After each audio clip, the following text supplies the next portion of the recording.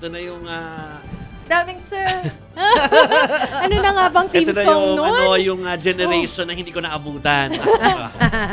Okay, wala po si Kencho. Yun Si Ken. sinasabi. Oo. No? Magpapakilig nga po for the first time sa Pilipinas as a group ang F4.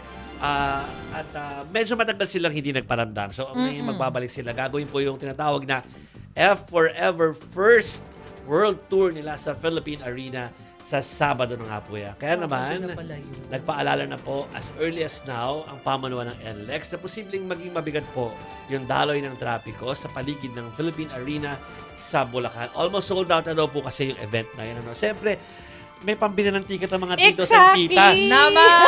Ano mga Yung henerasyon na yan, they can buy. sunshine! Mga trentahin. Okay, so siyempre wala si Sansa. Alam niyo naman Mga po na parties yung and sad Wala news. na parties. season. So si Oo Kenchu nga. ay hindi rin po makakarating kasi may nangyari nung kasama siya sa contract signing pero nung along the way nawala na siya. Ay, basta nandun sina Wasilay. Andon. Sina Dauminse. Dauminse. Ano pa nga yung pangalan ng dalawa pa? Hindi ko na maalala. Hindi ko maalala. Sila po ang dapat yung abangan.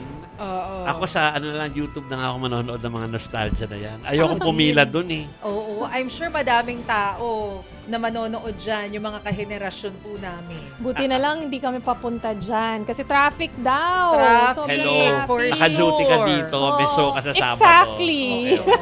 Sige, Wala rin susuportahan na lang namin kayo. Papanoorin ko na rin lang sa YouTube gaya ni Jovi. Correct.